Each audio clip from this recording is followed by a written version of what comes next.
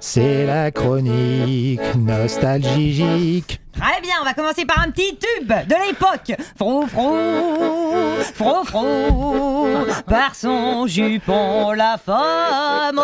Frou-frou, frou-frou, de l'homme trouble l'âme. Frou-frou, frou-frou, certainement la femme séduit surtout par son gentil frou-frou. Alors ça, mesdames et messieurs, c'était Bert Silva en 1912. Alors, les nostalgiques, là, hein? Monsieur, dame, là, hein, si fiers de leur patrimoine culturel français. C'est pas une vision rétrograde des femmes, ça? De réduire notre pouvoir de séduction à une jupette? Non, mais je t'en foutrais, moi, c'est n'importe quoi.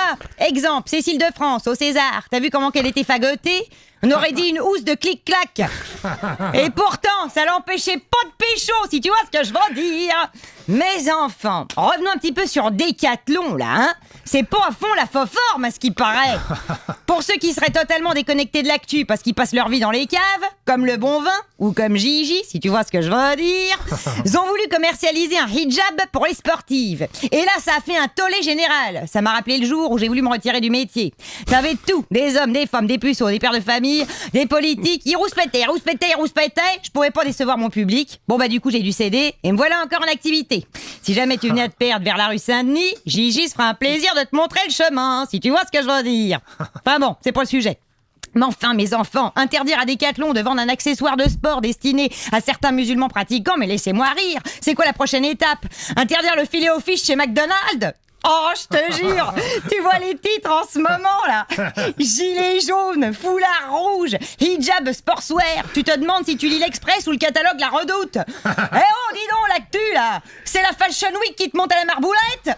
Oh, on en a de ces problèmes de riches. Je peux te dire que fut un temps, nous, mesdames, avec ou sans couvre-chef, hein, on était déjà contentes de pouvoir pousser la coucourse, hein. La première marathonienne en 1967, je recommence, elle se souciait pas de savoir, hein, si elle avait de la basket amortisseur et des matières antitranspirantes. Elle voulait juste défier son palpitant à coups de foulée. Et ça, c'était pas une mince affaire, hein. Quand tu vois les photos de son premier exploit, elle se fait pousser par ses concurrents masculins d'une violence. Alors là, je peux te dire que c'était pas parce qu'elle avait fait une bonne vanne. N'est-ce pas, monsieur Yacine Bellatar?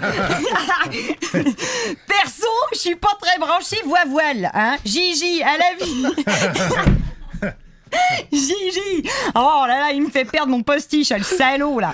Gigi, à la vie comme à la scène, elle est pas très halal, si tu vois ce que je veux dire! Mais enfin, les gens font ce qu'ils veulent, oh là là! La preuve, Francky Vincent se met à la politique, c'est bien une preuve que les gens font vraiment ce qu'ils veulent! Ce qui me fait secouer les zygomatiques, c'est que quand même une femme qui décide, si tu veux, de se couvrir, dès qu'une femme décide de se couvrir, voilà, t'as tous les gourgandins qui brandissent les droits des femmes alors qu'ils sont pas plus féministes qu'un footballeur n'est académicien. Mais quand il s'agit de dire que les femmes ne sont pas des objets, qu'il faut arrêter de nous foutre à poil pour vendre un Activia, alors là, le féministe islamo-runingophobe, il fait comme un président sur ses promesses électorales. Demi-tour, droite. Alors tu vois, les temps changent, hein, même si ça te fait le même effet que moi après un petit tour dans les buissons avec 2-3 pompiers au bal du 14 juillet, c'est-à-dire mal au derche. Eh ben heureusement que ça évolue. Je vous rappelle qu'il n'y a pas si longtemps, les Noirs étaient au jardin d'acclimatation et c'était pas pour manger des guimauves, si tu vois ce que je veux dire. Hein, on voyait des Arabes que dans un seul quartier de la France, qu'on appelait l'Algérie. Et la SNCF offrait des allées simples aux Juifs pour visiter les contrées polonaises. Alors je vais te dire, on n'a rien à regretter au passé. Non, vraiment rien de rien. Pas de quoi être nostalgique. Bisous mes amours, c'était Gigi from Paris. Bravo!